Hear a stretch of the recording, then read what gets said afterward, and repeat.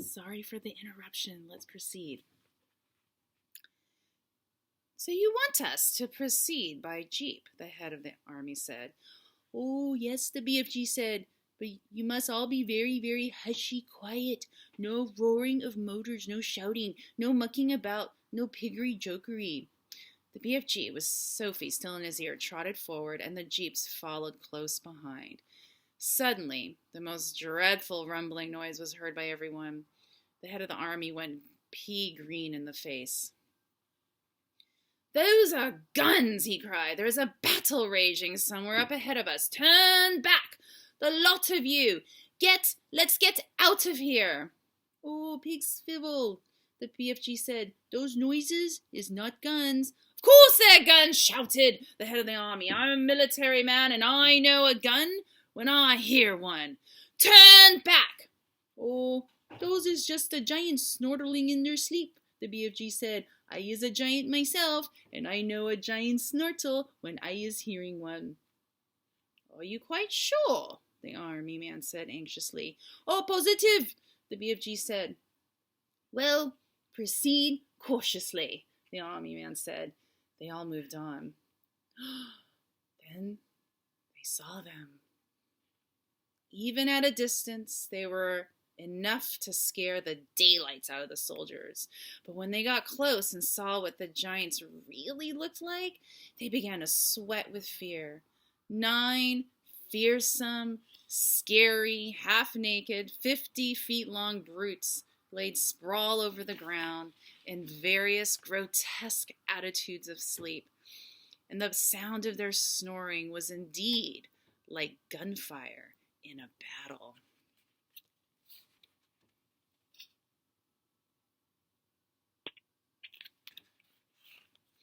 The BFG raised a hand. The jeeps all stopped.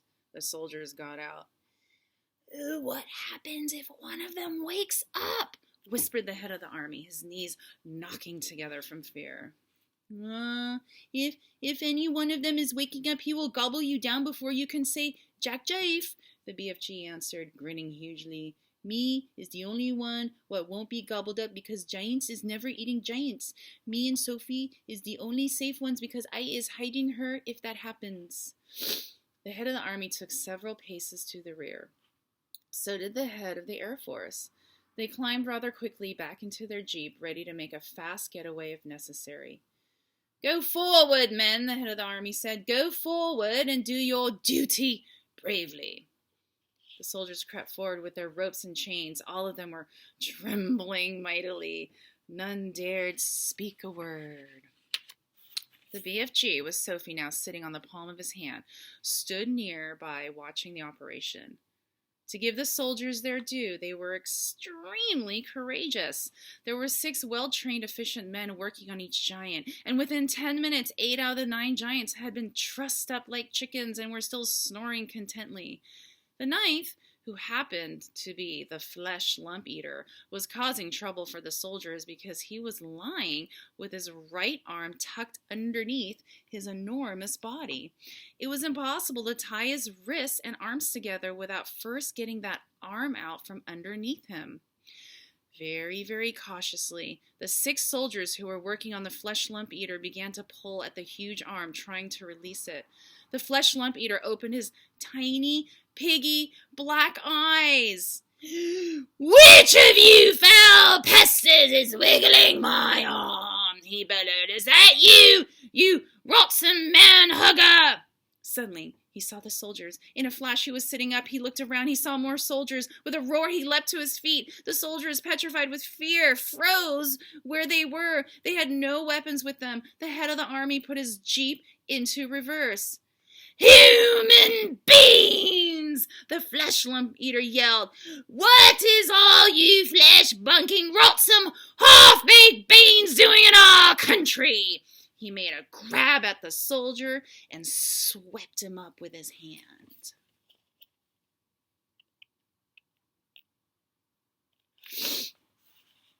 I is having early suppers today, he shouted, holding the poor squirming soldier at arm's length and roaring with laughter. Sophie, standing on the palm of the BFG's hand, was watching horror-struck. "Oh, do something," she cried. "Quick, before he eats him." "Put that human being down," the BFG shouted. The flesh lump eater turned and stared at the BFG. "Oh, what is you doing here with all these grotty twiglets?" he bellowed. "You is making me very suspicious." The BFG made a rush at the flesh lump eater, but the colossal 54-foot-high giant simply knocked him over with a flick of his free arm. At the same time, Sophie fell off the BFG's palm onto the ground. Her mind was racing. She must do something. She must. She remembered the sapphire brooch the queen had pinned onto her chest. Quickly, she undid it. "I is guzzling you nice and slow," the flesh lump eater was saying to the soldier in his hand. "Then I is guzzling 10 or 20 more of you midgy little maggots down there. You is not getting away from me because I is galloping 50 times faster than you." Sophie ran up behind the flesh lump eater. She was holding the brooch between her fingers. Then she was right up close to the great naked hairy legs.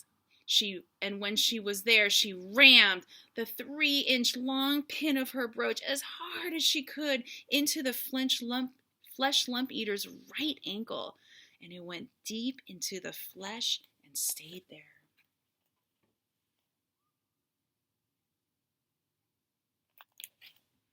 The giant gave a roar of pain and jumped high in the air. He dropped the soldier and made a grab for his ankle. The BFG, knowing what a coward the flesh lump eater was, saw his chance. "Ooh, you was bitten by a snake," he shouted.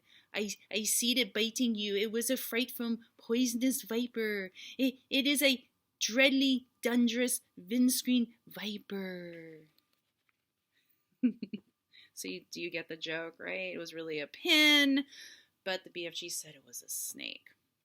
"Oh, save our souls!" bellowed the flesh lump eater. "Sound a crumpet! I is bitten by a septuous venomous windscreen viper." He flopped to the ground and sat there howling his head off and clutching his ankle with both hands. His fingers felt the brooch. "It is the teeth of the deadly viper! It is still sticking into me!" he yelled. "I is feeling the teeth sticking into my anklets." The BFG saw a second chance. "Oh, we must be getting those viper's teeth out at once," he cried. "Otherwise you is deader than a duck soup. I is helping you." The BFG knelt down beside the flesh lump eater. "You must grab your anklet very tight with both hands," he ordered. "That will stop the poisonous juices from the venomous viper going up to your leg and into your heart." The flesh lump eater grabbed his ankle with both hands.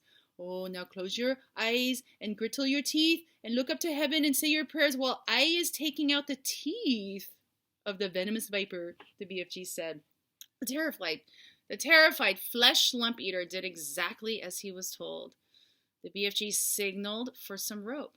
A soldier rushed it over to him. With both the flesh lump eater's hands gripping his ankle, it was a simple matter for the BFG to tie his ankles and hands together with a tight knot.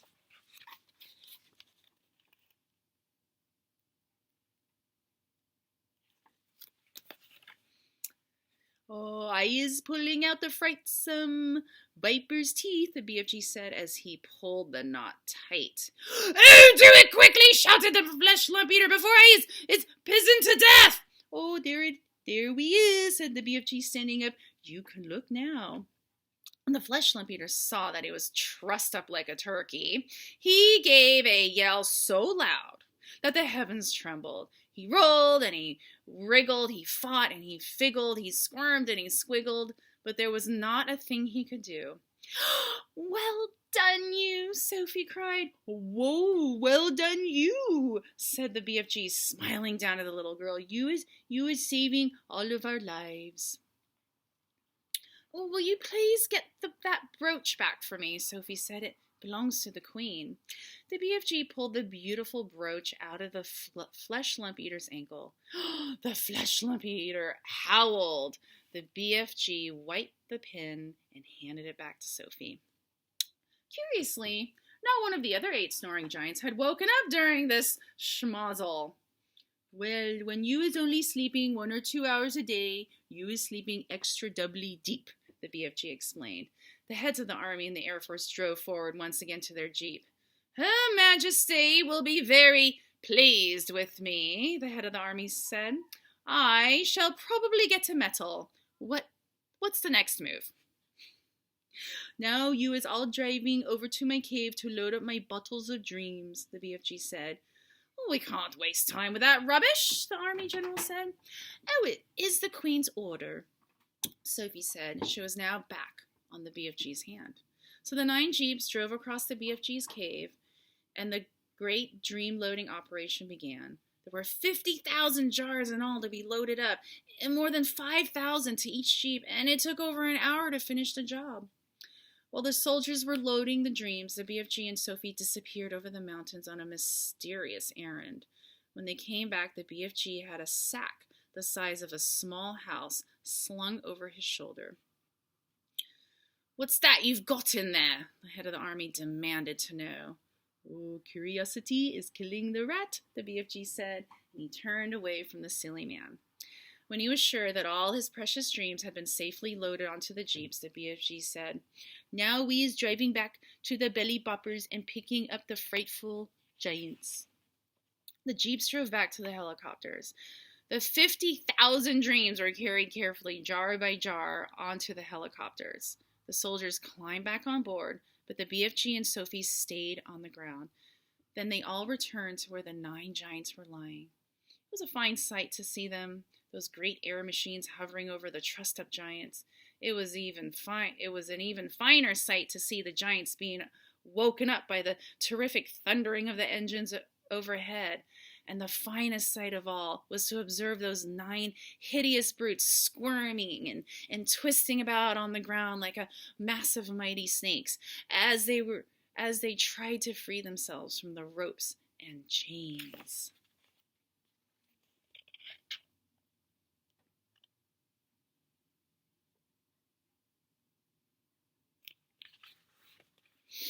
"I is flesh bunkled!" roared the flesh lump eater. "I is splits wiggled!" yelled the child chewer. "I is swog swalloped!" bellowed the bone cruncher. "I is goose grungled!" howled the man hugger. "I is grun swiped!" shouted the meat dripper. "I is fluck grungled!" screamed the maid masher. "I is slop groggled!" squawked the gizzard gulper. "And I is crog squinkled!" yelled the blood bottler. "And I is bop muggered!" screeched the butcher boy. What any of those words mean, I'm sure you can imagine what they can mean.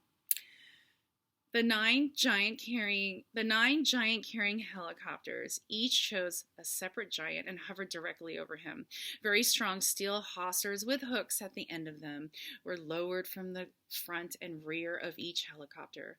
The BFG quickly secured the hooks to the giant's chain, one hook near the legs and the other near the arms. Then very slowly the giants were winched up into the air, parallel with the ground. The giants roared and bellowed, but there was nothing they could do. The BFG, with Sophie once more resting comfortably in his ear, set off at a gallop for England. The helicopters all banked around and followed after him. It was an amazing spectacle, those 9 helicopters winging through the sky, each with a trussed-up 50-foot giant slung underneath it. The giants themselves must have found it an interesting experience. They never stopped bellowing, but their howls were drowned by the noise of the engines. When it began to get dark, the helicopters switched on powerful searchlights and trained them onto the galloping giant so as to keep him in sight. They flew right through the night and arrived in England just as dawn was breaking. Last chapter. Feeding time. While the giants were being captured, a tremendous bustle and hustle was going on back in England. Every earth digger and mechanical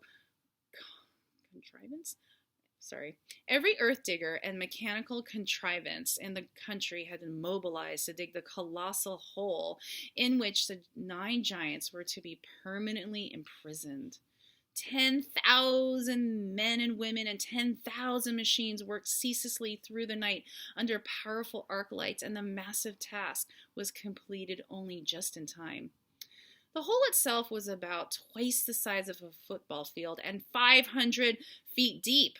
The walls were perpendicular, and engineers had calculated that there was no way a giant could escape once he was put in. Even if all 9 giants were to stand on each other's shoulders, the topmost giant would still be some 50 feet from the top of the hole. The 9 giant-carrying helicopters hovered over the massive pit. The giants, one by one, were lowered to the floor. But they were still trussed up, and now came the tricky business of releasing them from their bonds. Nobody wanted to go down and do this, because the moment a giant was freed, he would be sure to turn on the wretched person who had freed him and gobbled him up. As usual, the BFG had the answer. "I has told you before," he said. "Giants is never eating giants. So I is going down, and I shall untie them myself before you can say Jack Robinson." With thousands of fascinated spectators, including the Queen, peering down into the pit, the BFG was lowered on by a rope. One by one, he released the giants. They stood up, stretched their stiffened limbs, and started leaping about in a fury. Ooh. "Why is they putting us down here in this grub-sledging hole?" they shouted at the BFG. "Oh, because you is guzzling human beings," the BFG answered. "I is always warning you not to do it, and you is never taking the titchiest bit of notice." "Oh, in that case," the flesh lump eater bellowed, "I think we is guzzling you instead."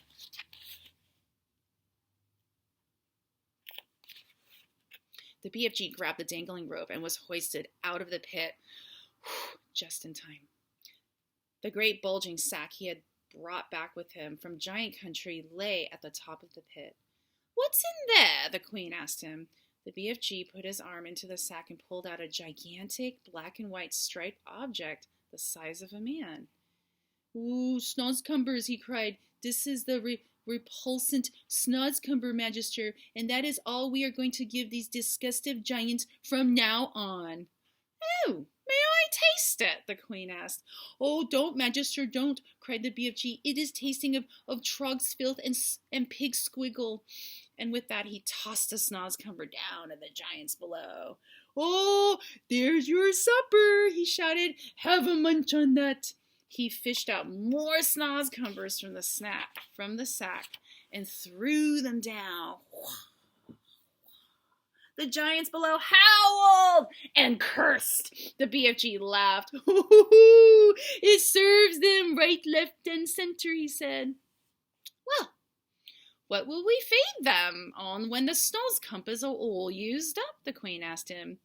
"Oh, they is never being used up, Magister," the BFG said, smiling. "I is also bringing in the sack a whole bungle of Snozcumber plants, which I is giving with your permission to the royal gardener to put in the soil. Then we is having an everlasting supply of this repulsant food and feed these thirst-bloody giants on." "Oh, what a clever fellow you are," the Queen said.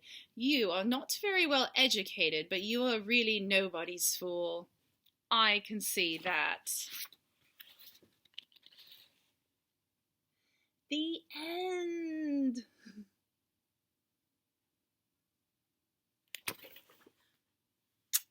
Chow, chow.